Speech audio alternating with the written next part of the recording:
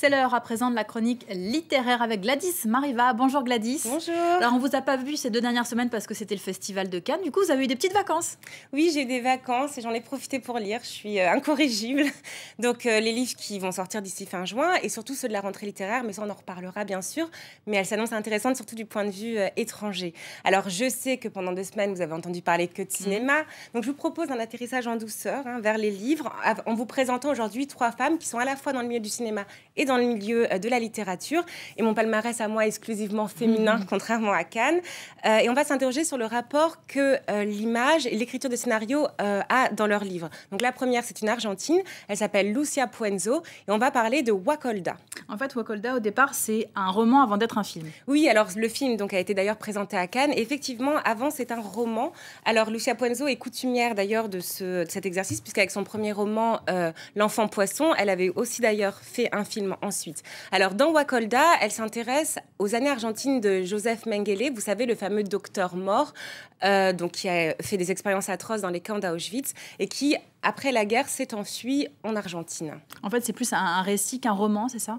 Alors, effectivement, il y a des choses qui sont vraies, donc on pourrait penser que c'est un récit, mais non, c'est surtout un roman, puisque Lucia Puenzo va imaginer sa rencontre avec une petite fille qui s'appelle Lilith. On est en 1959, sur le bord d'une route avant d'entrer dans le désert. Et il va avoir une sorte de coup de foudre réciproque pour cette fille et aussi pour toute sa famille. Il les regarde un peu comme il regardait ses patients à Auschwitz. On va comprendre qu'il croit avoir trouvé un zoo sur lequel il va pouvoir mener ses expériences. Et il va poursuivre tranquillement ses activités en Argentine, c'est ça ? Alors oui, effectivement, on va arriver en Patagonie, on va voir qu'il a énormément de soutien là-bas et il va réussir à convaincre cette famille de devenir ses cobayes en leur disant que c'est pour leur bien.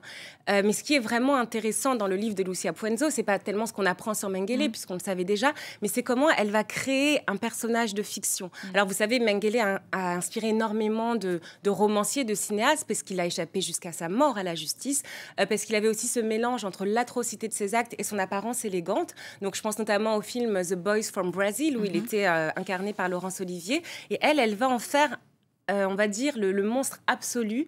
Il évoque à la fois M le maudit, la première scène de la rencontre avec Lilith, c'est la première scène avec Elsie. Il évoque aussi le Robert Mitchum dans La Nuit du chasseur, puisqu'il approche la fille en sifflant. Et ce qu'elle nous montre aussi, c'est comment ce monstre a été accepté par la société argentine et elle interroge justement cette bienveillance argentine à l'égard des nazis.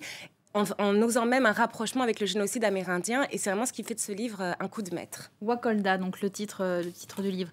Deuxième femme réalisatrice et romancière, c'est Miranda July. Alors oui, Miranda July, qu'on a connue en France d'abord pour son film « Moi, toi et tous les autres », et puis pour un livre qu'elle avait publié en 2008, Un bref instant de romantisme, qui nous revient avec « Il vous choisit », sous-titré « Petites annonces pour une vie meilleure ». Et ce livre, en fait, a sauvé la vie d'un film. Ah bon ? Comment ça ? Eh bien, en fait, Miranda July n'arrivait pas à écrire un film et elle a décidé, elle passait du coup tout son temps à lire les petites annonces d'un quotidien gratuit, donc avec des annonces pour vendre des sèche-cheveux à $5, des collections de cartes, enfin des choses un peu étranges. Elle s'est dit, je vais aller rencontrer ces personnes. En fait, elle a fait un casting, c'est ça ? Alors oui, au départ, elle fait une sorte de casting, c'est un peu une déformation professionnelle. Donc elle arrive avec un photographe chez ces personnes, elle a préparé ses petites questions. Et puis, au fur et à mesure, elle va se laisser happer par leurs histoires. Donc la première histoire, d'ailleurs, est celle de Michael, qu'on voit donc au début du livre. C'est un homme qui est dans un processus de changement de sexe. Donc elle va discuter avec lui, découvrir comment il est passionné aussi par le maquillage, toutes ces choses-là. Lui, il veut vendre un blouson de cuir. Et surtout, ce qu'on voit, c'est comment toutes ces vies qu'elle découvre vont lui permettre de vivre autre chose et d'aller ailleurs que dans sa propre vie, puisque Miranda July, c'est vraiment une artiste de l'autofiction. Et comment, en allant ailleurs, elle va se retrouver et finalement écrire ce film qu'on devine très sensible et qu'on a hâte de voir en France. La dernière femme dont vous vouliez nous parler, Gladys, c'est une scénariste française. Alors oui, c'est une scénariste française, Florence Sévos. Vous savez, c'est elle notamment qui a écrit Camille redouble, le film de Noémie. Voilà, donc on la voit là aux côtés de Noémie Lvovsky. Alors Florence Sévos, je l'adore. Voilà, donc je vous le dis tout de suite. Et son dernier roman, c'est vraiment le plus beau livre que j'ai pu lire pendant ces 15 petits jours de vacances. C'est un roman qui est court et qui est d'une finesse et d'une subtilité incroyable, qui commence avec avec une narratrice qui est partie à Hollywood pour enquêter sur Buster Keaton. Alors, vous savez, Buster Keaton, c'est l'autre Charlie Chaplin. Et alors, dans la première scène, cette narratrice nous parle de son strabisme à l'œil. Et en fait, Florence Sévos se sert de ça pour nous montrer qu'elle va nous transporter ailleurs, dans une vision un peu décalée, un peu déformée de la réalité, pour aller, on va dire, aller voir un peu plus bas d'autres existences. Et finalement, ce livre devient un portrait croisé de Buster Keaton et du demi-frère de la narratrice, Henry, un handicapé physique et mental à la naissance. C'est quoi les points communs entre les deux protagonistes? Alors, le point commun entre les deux, c'est qu'ils sont des fêlés indestructibles. C'est-à-dire que Buster Keaton, quand il était petit, il a été jeté, balancé sur toutes les scènes par ses parents qui étaient comédiens, toutes les scènes d'Amérique et d'Europe, et il ne s'est jamais cassé un seul os. Et ce Henry, quand il était petit, il était donc effectivement distordu, et son père lui imposait chaque jour des séances de rééducation en disant les enfants, il faut les casser. Et ces deux hommes, qu'on peut penser idiots, ont réussi, grâce à leur obstination, à imposer leur vision différente du monde. Et Florence Sévos, notamment avec le passage sur son demi-frère, nous montre aussi comment, parce qu'on a parfois l'esprit un petit peu obtus, on s'empêche d'accéder à cette haute manière de voir des personnes handicapées.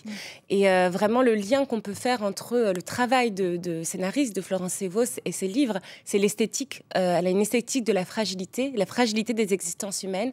Et c'est vraiment ce qui fait de ce livre un livre incroyable. Voilà, mon gros coup de cœur. Et je vous conseille de vous précipiter dessus. Un dernier mot peut-être d'un festival où vous êtes allé hier? Oui, c'est pour ça que je suis peut-être un peu fatiguée ce matin. Je suis rentrée hier très tard. J'étais aux Assises internationales du roman, c'est un peu le Cannes littéraire. Donc c'est juste pas à Cannes. Non, alors c'est à Lyon, mais il pleuvait aussi. Hein.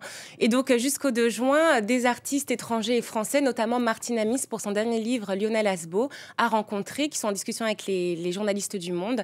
Et donc voilà, si vous avez le temps de faire un petit crochet, je vous conseille vraiment de vous y rendre. Ça marche. Merci beaucoup, Gladys. C'était la chronique littéraire.